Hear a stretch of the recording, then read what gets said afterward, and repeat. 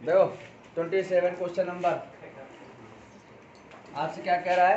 कह रहा है the hypotenuse sides of the right angle triangle is 3√10। आपको हाइपोटेन्यूज साइड दे रहा है, लिखेंगे हाइपोटेन्यूज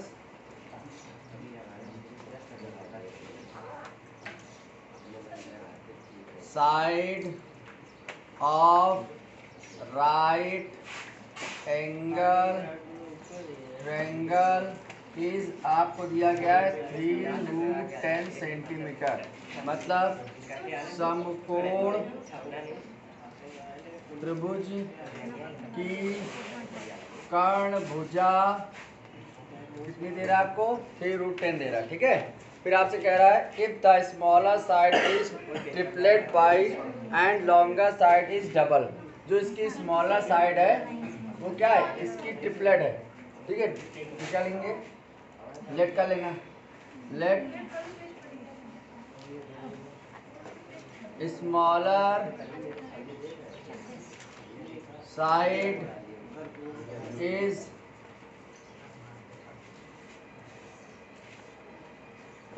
3 इंटू 3√10, 3x मान लेते हैं। If the smaller side is triplet and the longer side is double, तो न्यू हाइपोटेन्यूज साइड इज 9। तो यहाँ लेट करें, पहले स्मॉलर साइड क्या मान लीजिएगा आप? x, और लॉन्गर साइड क्या मान लीजिएगा? लॉन्गर साइड इज क्या मान लीजिएगा? y। क्या लीजिएगा? सबसे छोटी भुजा, सबसे छोटी भुजा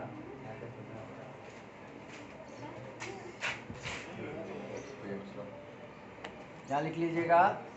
सबसे छोटी भुजा क्या मान लिया? x, और लॉन्गर साइड इज y, सबसे बड़ी भुजा क्या मान लिया? y। By according question smaller side, new smaller side is 3x। नई सबसे छोटी भुजा आपके पास आ गया 3x। फिर new longer side is 2x। नई सबसे बड़ी भुजा। ठीक है, लिखेंगे न्यू हाइपोटेन्यूज साइड इज कितना हो जाता है? 9√5 सेंटीमीटर।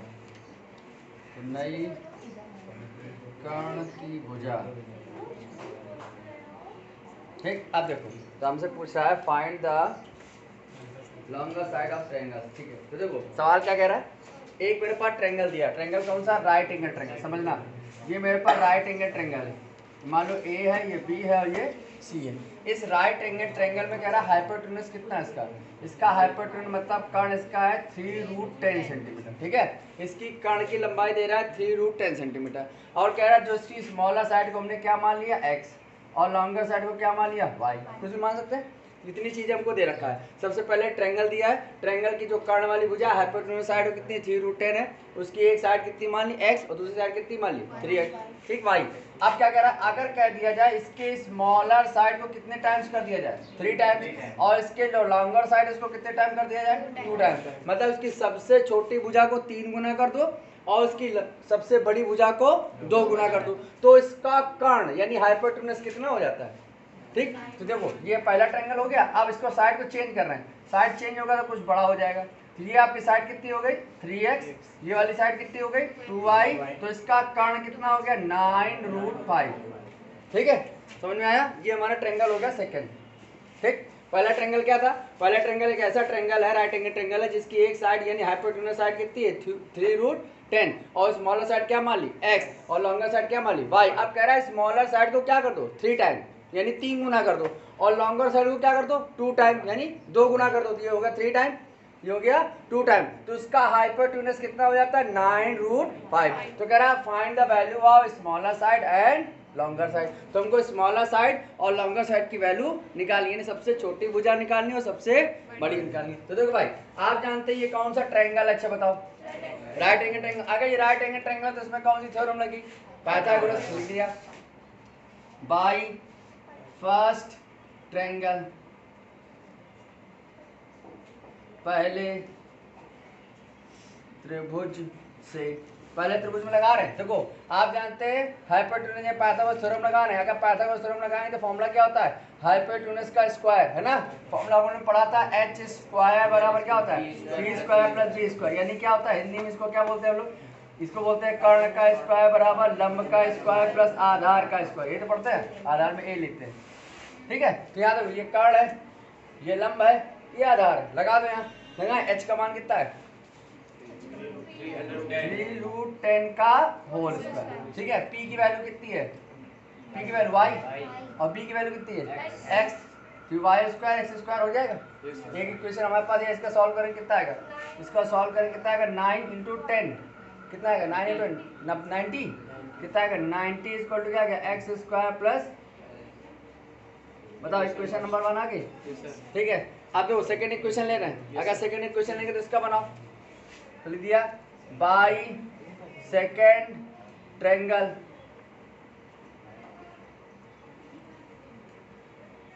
दूसरे त्रिभुज से, अब दूसरा त्रिभुज लो, दूसरा त्रिभुज देखो ये, तो ये भी कौन सा ट्रायंगल है राइट एंगल है। बस शर्त क्या है इसमें, इसकी स्मॉलर साइड कितने टाइम है 3 टाइम है, तो फॉर्मूला तो वही लगेगा ना h स्क्वायर बराबर p square plus b square, ये लगेगा ना। h की वैल्यू कितनी है ना, तो क्या आएगा 9√5 का, बताओ p की वैल्यू कितनी है 2y का, और b की वैल्यू क्या है 3x का, सॉल्व करो बेटा कितना आएगा, यहाँ कितना आएगा 981 × 5 कितना आएगा 81 × 5, सॉल्व करो यहाँ कितना आएगा 4y स्क्वायर, यहाँ कितना 9x स्क्वायर, ठीक है। बताओ यहाँ कितना आएगा 405 इतना आ गया ना 405, यहाँ क्या 4y square plus 9x square आया, इक्वेशन नंबर 2 आ गई। हमारे पास दो इक्वेशन आई कि नहीं आई, हमको दोनों को सॉल्व करना है। तो बताओ यहाँ पे x स्क्वायर है, जबकि यहाँ पर क्या है 9x स्क्वायर है, यहाँ पर आपके केवल y स्क्वायर है, यहाँ पर 4y स्क्वायर, किसी एक को बैलेंस कर लो।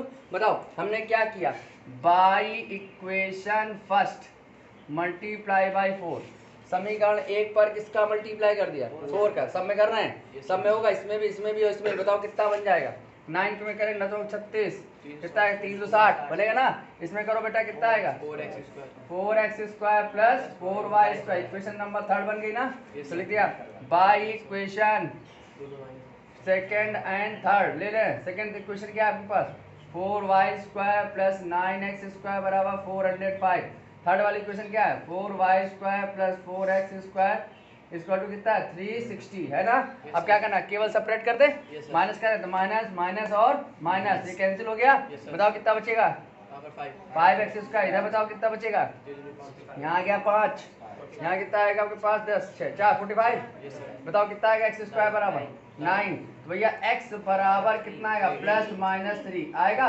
तो आप जानते हैं साइड कभी निगेटिव नहीं होती, हमेशा पॉजिटिव लेना पड़ेगा। तो x की वैल्यू क्या लेंगे आप प्लस का 3 लेंगे ना, अगर x की वैल्यू प्लस का 3 है तो कहीं भी रख दो, किस पे रखें चाहे पहली वाले में रख दो, रखें यहाँ पर। तो लिख दिया बाई इक्वेशन फर्स्ट, बताओ कितना आएगा बाई इक्वेशन फर्स्ट, x का मान क्या रखना है 3 रखो यहाँ पर, ये तो 90 सेम टू सेम रहा, x का मान आपको रखना है 3, तो 3 के स्क्वायर 9 प्लस y स्क्वायर, बताओ किसका बचेगा y स्क्वायर बराबर 81, तो y बराबर प्लस माइनस 9, तो प्लस का लेंगे माइनस का प्लस का, तो वहाँ पर पहली साइड यानी x स्मॉलर साइड कितनी आ गई 3 और लॉन्गर साइड कितनी आ गई 9, ये हो गया 3 सेंटीमीटर, हो गया 9 सेंटीमीटर। नहीं समझ में आया आया कि नहीं आया, एक बार और देख लो सवाल क्या क्या ले लीजिए। यहाँ क्या करा है, एक हमारे पास सर्कुलर पार्क है, सर्कुलर पार्क मतलब हो गया वृत्ताकार पार्क, है ना। ये नहीं हमको एक क्या बनाना है सर्कल बनाना है, तो देखो सर्कल बना लिया, ठीक। अब कह रहा है इस सर्कुलर पार्क में एक पॉइंट है, जो पॉइंट कहाँ पर होगा सरकमफेरेंस पर, यहाँ पर एक पोल है, यहाँ पर मान लीजिए आपके पास क्या है पोल, यानी पोल मतलब हो गया खंबा,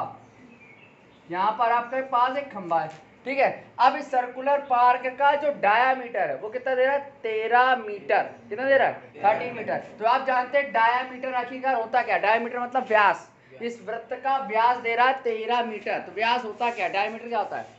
A chord is passing to the center of the circle is called diameter। मतलब वृत्त के केंद्र से होकर जाने वाली जीवा क्या कहलाती है? व्यास कहलाती है। तो ये वृत्त के केंद्र से होकर जा रही है, ये हो गई व्यास। इसका नाम दे दिया मैंने ए, इसका नाम दे दिया मैंने बी। ये टोटल कितनी सेंटीमीटर की है? 13 मीटर। ठीक है, आप समझो आगे सवाल क्या कह रहा है। कह रहा है a pole has to erected at the point on the boundary of a circular park of diameter 13 meter in such way the difference of the distance from two points of opposite gates A and B or boundary is 7 meter। अब क्या कह रहा है कि मेरे पास एक पोल है जो सर्कुलर पार्क की सरकमफ्रेंस यानी परिधि पर स्थित है। पोल मतलब खंबा। अब इस पर इसका डायमीटर कितना दे रहा है? 13 सेंटीमीटर। अब डायमीटर होगा तो इसके दो एंड पॉइंट्स होंगे। इन दोनों एंड पॉइंट्स को उसने नाम दे दिया गेट ए और गेट बी। ये गेट ए हो गया और ये गेट बी हो गया। मतलब पार के तो दो गेट बने होंगे, एक को मार दे दिया उन्होंने ए और एक के दे दिया उन्होंने बी। अब इस पर एक पोल है, खंबा है जो सर्कल की सरकमफ्रेंस पर स्थित है। कह रहा है इन दोनों पोल के देखो यहाँ से इसकी डिस्टेंस और यहाँ से इसकी डिस्टेंस का डिफरेंस कितना है? 7 मीटर। मतलब इस पोल से अगर हम इसको मिलाएं और इस पोल से अगर हम इसको मिलाएं तो ये दोनों के डिस्टेंस का जो डिफरेंस है, इस दूरी का और इस दूरी का जो अंतर है वो कितना है? 7 है। मतलब अगर ये दूरी आपने क्या मान ली x, तो ये कितनी हो जाएगी? x minus 7। क्यों कह रहा है? ये दोनों डिस्टेंस का डिफरेंस कितना है? 7 मीटर। ठीक है, तो आपसे कह रहा है अगर मैंने इस पोल की डिस्टेंस यानी AP को अगर आपने मान लिया x डिस्टेंस है तो ये कितनी बचेगी? x minus 7। ठीक, क्योंकि आपसे कह रहा है कि AP माइनस BP बराबर कितना दे रहा? 7 मीटर। ये आपको दिया गया है। अगर आपने AP को x माना तो ये भाई साहब हो जाएगा x, तो BP बचेगा, तो BP का मान आपको निकालना पड़ेगा। तो BP का मान निकालो तो BP इधर आएगा और 7 इधर आएगा, तो क्या बन जाएगा? x माइनस 7 बराबर BP। तो BP का मान आ गया कि नहीं आ गया? अगर आपने BP को x माना तो AP का मान यही आ जाएगा। तो हमसे क्या करा? हमारे पास एक सर्कुलर पार्क है, सर्कुलर पार्क में एक खंबा है और इस सर्कुलर पार्क के दो गेट है। एक गेट क्या है? A और एक गेट क्या है? B। अगर इन दोनों गेटों को हम मिला दें तो सर्कल का क्या बन जाता है? डायामीटर। क्या बन जाता है? डायामीटर व्यास, और जिसकी डिस्टेंस कितनी है? 13 मीटर। अब कह रहा है इन दोनों गेटों से खंबे के बीच की दूरी का अंतर, इन दोनों गेटों से, दो गेट है ना, इन दोनों गेटों से इस पोल की डिस्टेंस का डिफरेंस कितना है? 7 मीटर। कितना है?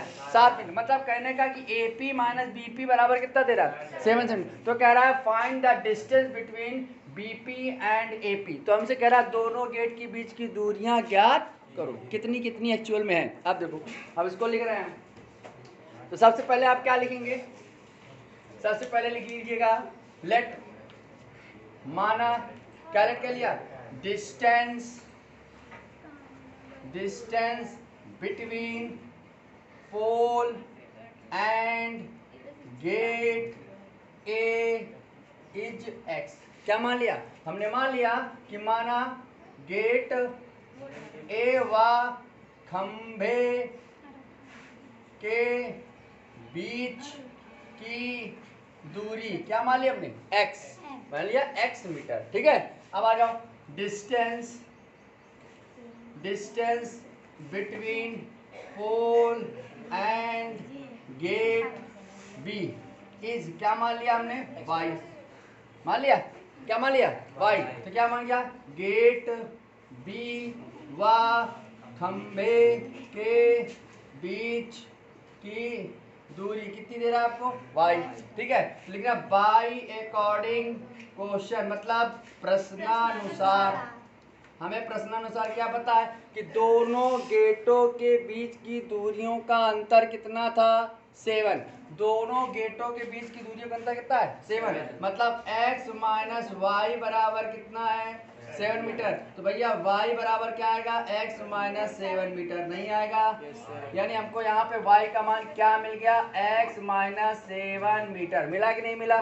मिल गया। अब आगे आ जाओ। अब क्या कह रहा है? कह रहा है इफ द डायमीटर यानी डिस्टेंस ऑफ टू गेट्स कितना है? दोनों के बीच की डिस्टेंस कितनी है? 13 मीटर। ये तो डायमीटर है, देखिए। एंड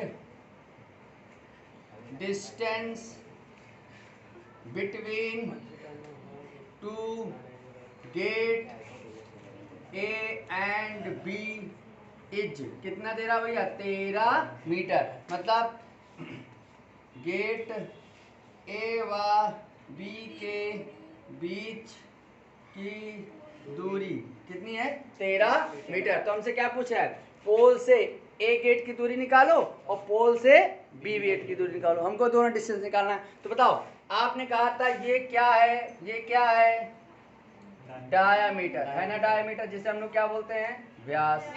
अच्छा तो डायामीटर सर्कल को क्या करता है दो भागों में डिवाइड करता है और प्रत्येक भाग क्या कहलाता है, प्रत्येक भाग क्या कहलाता है सेमी सर्कल कहलाता है। और सेमी सर्कल की एक लोग थ्योरम पढ़ी थी, सेमी सर्कल थ्योरम पढ़ी थी अर्धवृत्त की। क्या पढ़ी थी theorem a right angle triangle a semi circle is make a right angle of the circle. पढ़ा था कि सेमी सर्कल हमेशा सर्कल पर कौन सा एंगल बनाता है 90, यानी अर्धवृत्त पर बना कोण क्या होता है समकोण होता है। पढ़ा था अर्धवृत्त पर बना कोण समकोण। A semi circle is make right angle triangle. यहाँ पर राइट एंगल बनाएगा तो यहाँ पे कौन सा एंगल आएगा 90। अगर ये 90 एंगल है तो भैया ये ट्रायंगल कौन सा कहलाएगा फिर राइट एंगल ट्रायंगल कहलाएगा। अगर ये 90 है तो राइट एंगल ट्रायंगल कहलाएगा। और ये राइट एंगल ट्रायंगल कहलाएगा तो भैया यहाँ कौन सी थ्योरम लगेगी पाइथागोरस लगेगी। अगर पाइथागोरस लगेगी तो 90 के ठीक सामने वाली साइड को क्या बोलते हैं हाइपोटेन्यूस कर्ण बोलते हैं। और बाकी लंब और दाएं किसी को मालूम कोई फर्क नहीं पड़ने वाला।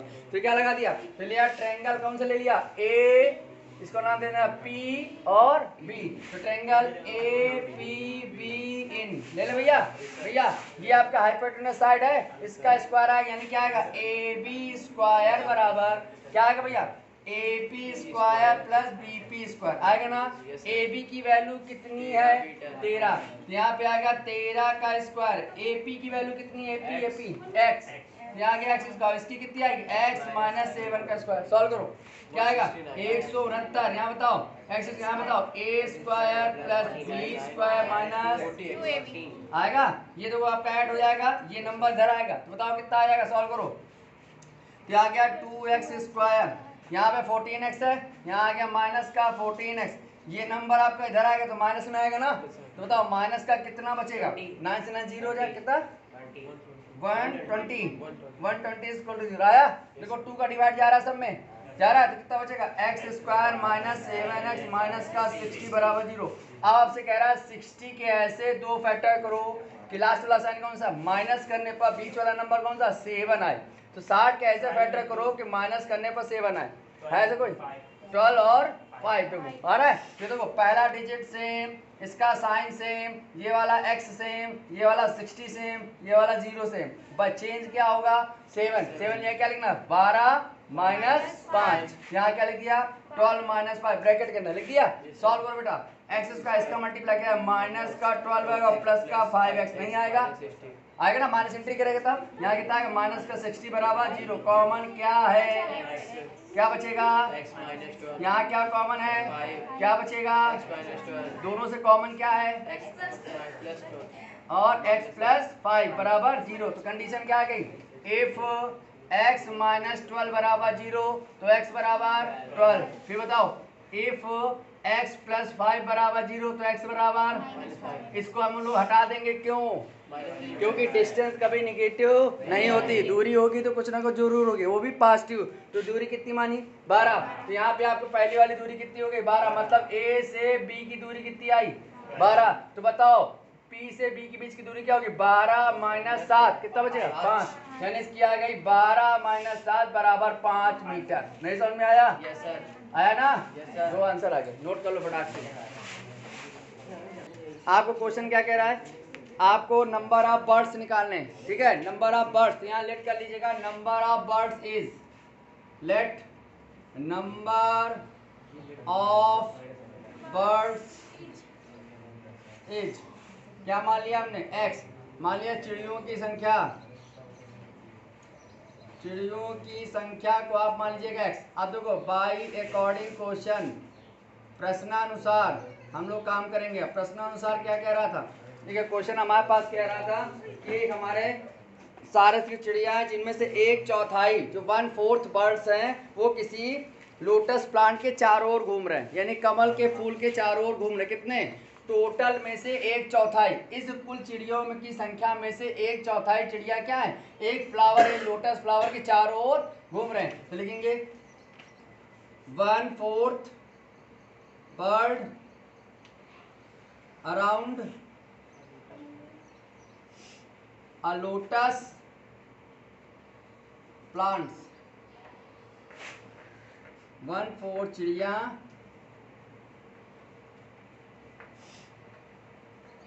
कमल के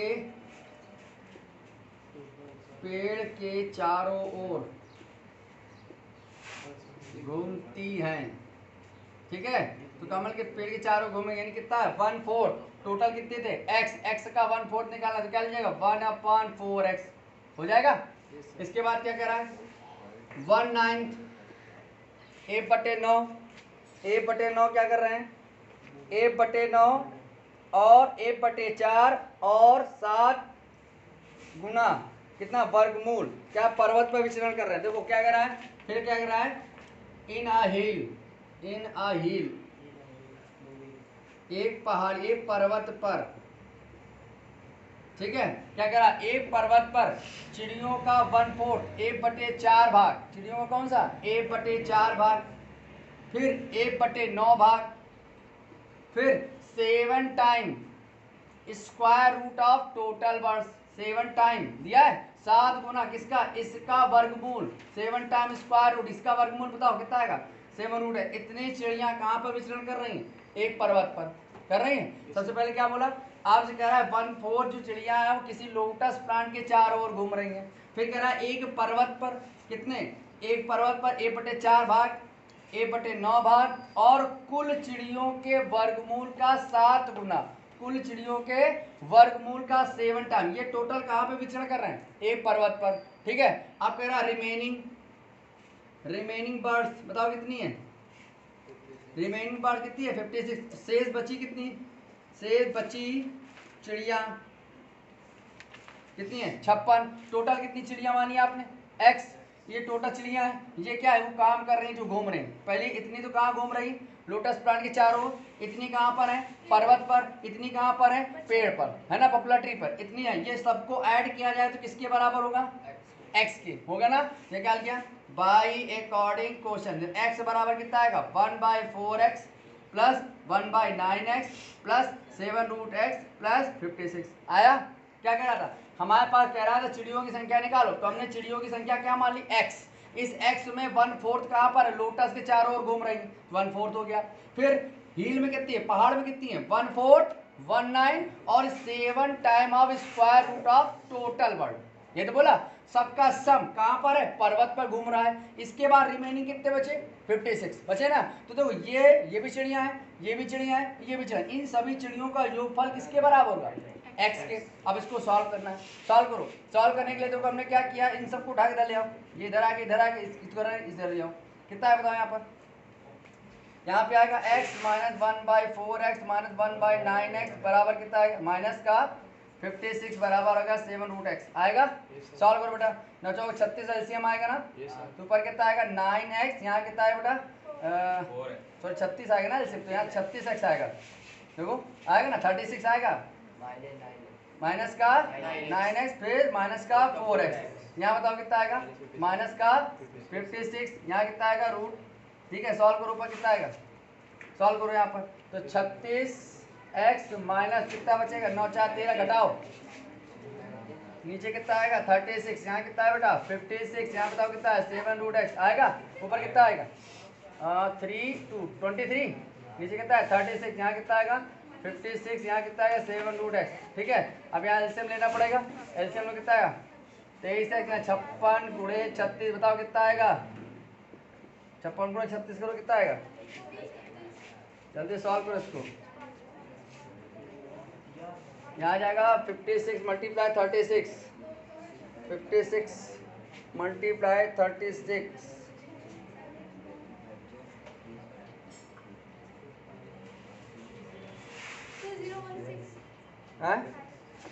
2016।